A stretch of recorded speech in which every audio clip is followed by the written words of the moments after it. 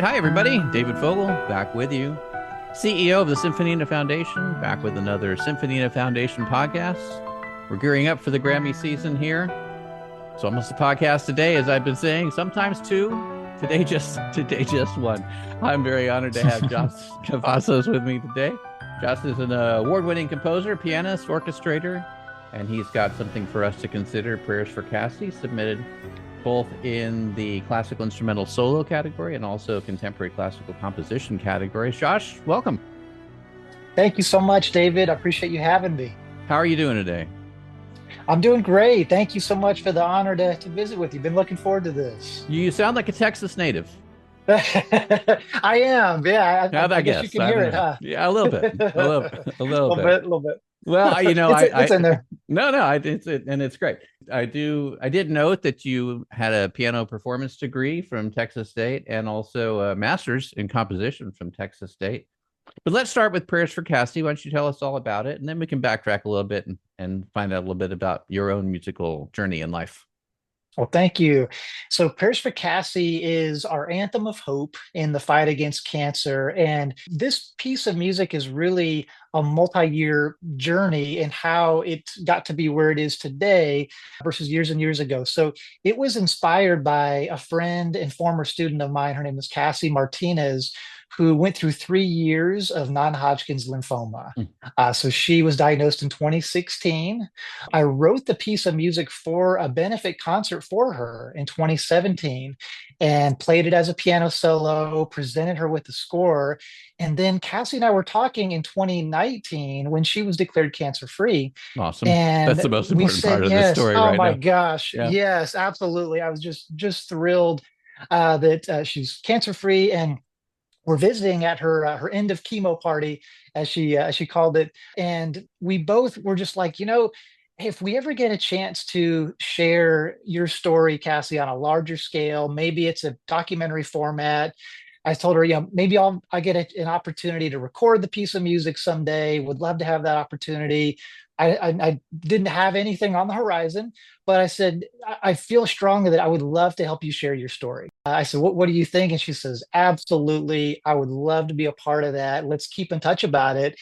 Several years go by, and in 2023, thankfully, the city of San Antonio came through with an artist grant to help us, do this project. So it's a mini documentary, and the piece of music is actually a part of the documentary in a music video that's a part of the documentary. So Prayers for Cassie documentary includes a music video. We're so grateful to work with Tina Guo on that music video and on the master recording, and just so excited to finally be able to share this anthem and documentary of hope and the fight against cancer, something that we've been talking about now for years and years. So grateful to share it. Your video is awesome, Josh. It's great. I enjoyed it. Did you design the video? What was your involvement in shooting the video, or did you have professional videographers do it? How did that go? Yeah, so we actually had, his name is Joel Moody. He has been Tina's cinematographer. Well, that explains for it. Yes, for years and years. And so when we were first in communication about the video, Tina said, I've got the perfect person for this. So we were able to secure Joel. So grateful. He did an amazing job. And our videographer here in San Antonio, DJ Fellows, did the editing. So Joel shot it, DJ edited it, and I'm just so happy with the way it turned out. So yeah, the editing and the videography is tremendously good. So 3 cheers to them. Thank you. And awesome. And of course, you guys performed great, so they had wonderful footage to work with too. Thank you. Yeah. So tell me, how did you find Tina, and how did you get Tina's involvement? Sure. So I'd like to know, because I'd like to get Tina on the podcast too sometime. So maybe this will be a little hint for me. Go ahead. Awesome. That's for sure. So we were starting the production. We were starting to kind of get things rolling, and I knew that I needed to find a cellist for this duet. I was really wanting to find a cellist, obviously, that was expressive and just at a wonderful performance level, but also that was able to to help tell the story through their playing. And I thought, gosh, if I think of cellists that are used to telling stories through their performances, right? I think of one, and that's Tina, who just does an unbelievable job with every blockbuster that she's ever been a part of for all of Hans Zimmer's films and other composers as well. And so I reached out via email. Thankfully, a couple days later, I heard back. She loved the piece of music and the cause that we were working on for the project. So she was excited to be a part of it, and we're just so grateful to have her on a music video and as a collaborator on the project. 100%. So in your video setup, I want to ask you a little question because it's something I pick up on sometimes.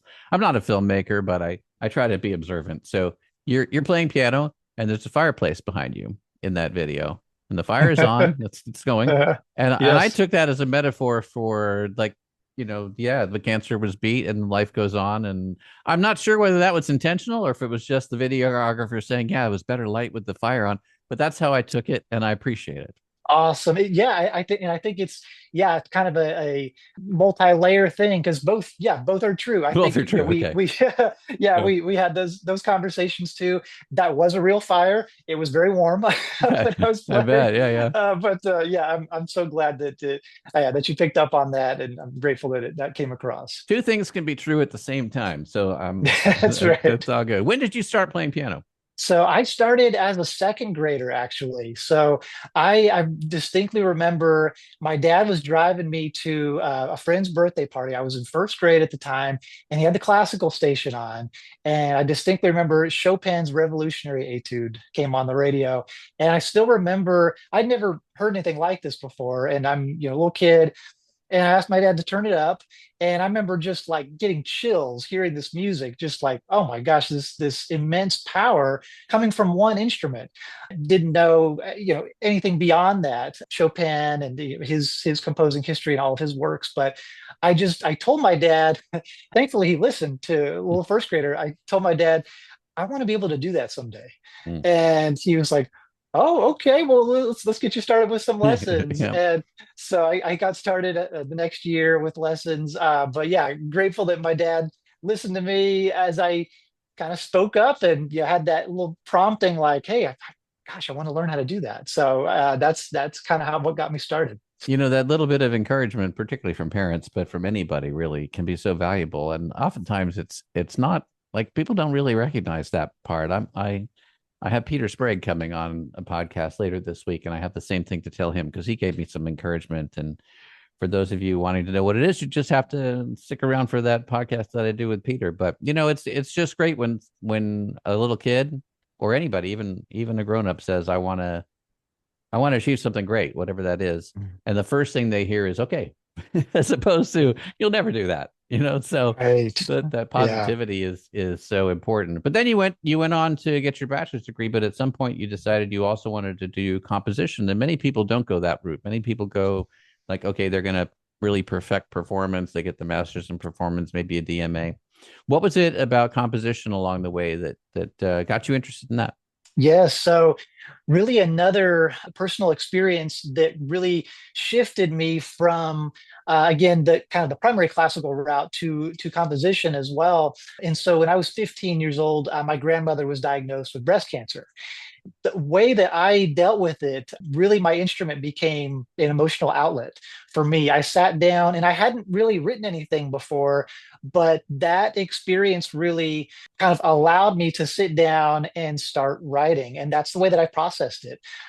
That's was just an amazing connection that I had with my grandmother. She passed unfortunately last year, but she beat cancer twice in her Wow. lifetime. She had breast cancer in 2001, had Mhm. non-Hodgkin's lymphoma in 2012. But the amazing thing, as she was going through her treatments in 2001, again, I start writing with composition at the piano, just solo piano pieces. And we ended up doing, back in those days, a CD, and we had a benefit concert at CTRC, Cancer Therapy Research Center of San Antonio. I was a freshman in high school, and we donated proceeds from the CD towards cancer research. But I remember just really connecting to that aspect of cancer relief. And I thought, I really want this to be part of my life. And I've started writing music. So I want to continue with that as well. So that was really, for me, kind of the turning point, or the catalyst to go, I think I want to do something that's a little bit different from primary classical. I feel really kind of called to do composition as well. And again, to try to champion cancer relief efforts as best I can. Yeah, it sounds an unfortunate recurring theme, but still optimistic and hopeful through all of that. Do you like to compose mainly for orchestral or for smaller groups? Or does it matter? Yeah, gosh, I love both. I love the element of just solo piano and getting to just use those colors. But I also, with my master's in composition, I love exploring the colors of a full orchestra. To me, there's nothing like it. And the fact that it just, in my estimation, an orchestra can do anything, just create any mood. And so I love that aspect of it. Probably, if I could choose, like tomorrow, on and on and on, probably it would be composing for a full orchestra, just again for all of that variety of color, and you have again all the choices in the world. So yeah, amazing ensemble. Yeah. What are you working on now, or what do you have planned for next year for us? Let's see, I'm actually going to be working on a piece of music it's another small, looking at a trio potentially, but also wanting to highlight another cause that's important to me. And that cause is the Marfan Foundation. We have a family connection to something called Marfan syndrome. And so I would like to write a piece of music that actually the music has been written, it's now recording the piece of music that will highlight that cause. And it's something that not a lot of people know about. It's a genetic condition, but I would like to highlight it again with a family tie to that. And so a strong, that prodding again, a strong calling that I think I would really like to highlight that. So again, music's already been written, but now be recording and taking those next steps. Okay. And then do you expect to do a video production to it? Would you like score it as a short film or a longer thing? What do you have in mind? Yeah, that's the goal, is to do a short film with it. We were really fortunate to have, we had some time to really dive into a big 30-minute mini documentary. Probably this would be shorter, but we would like to do a short film to highlight cause, to have the music supported. So yes, that's all part of the plan and steps forward for the music video as well. Yeah. Do you do any education, teaching people piano or anything else?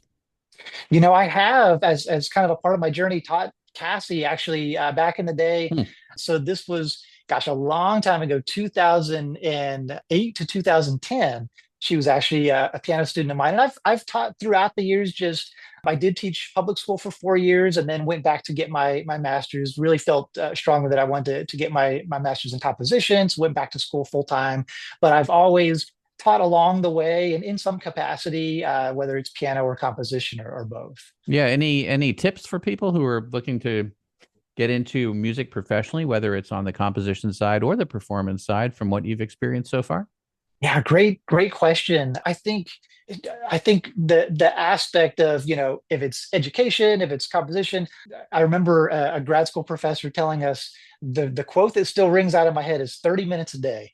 And that he was mentioning about goals and saying, if that's a goal, for example, people out there, I want to learn the piano someday, or I want to teach orchestra someday, or whatever that may be, taking those steps, 30 minutes, in his estimation, 30 minutes a day.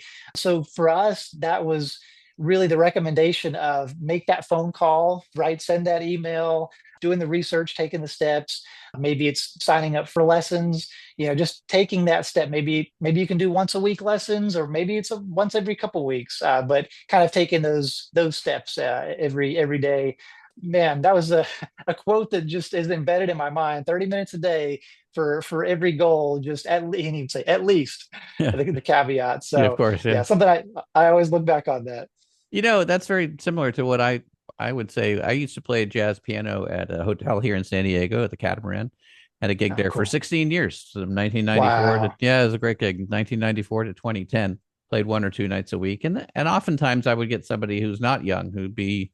I mean, when I started that, I was younger too, but let's say they were in their 40s or 50s and older than me at the time. and they would make some nice comment about my playing, which is all very good. And then they say, I wish I had stuck with it, or I wish I had started. And I would tell them, you can start anytime. You can start tonight or tomorrow.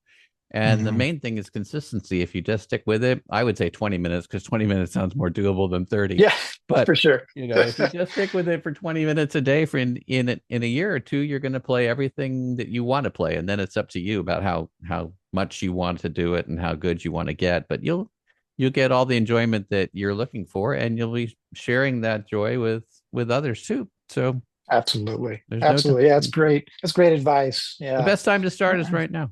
Josh, if people want to get in touch with you, what's the best way to do that? Yeah, so our website, www.prayersforcassie.com, probably the best place there. That way they can learn more about the project, our music videos there, the documentaries there, and contact information as well. My email address is there. So that's probably the best way for people to contact. Josh, we're going to listen to some more of your great music with Tina on the way out.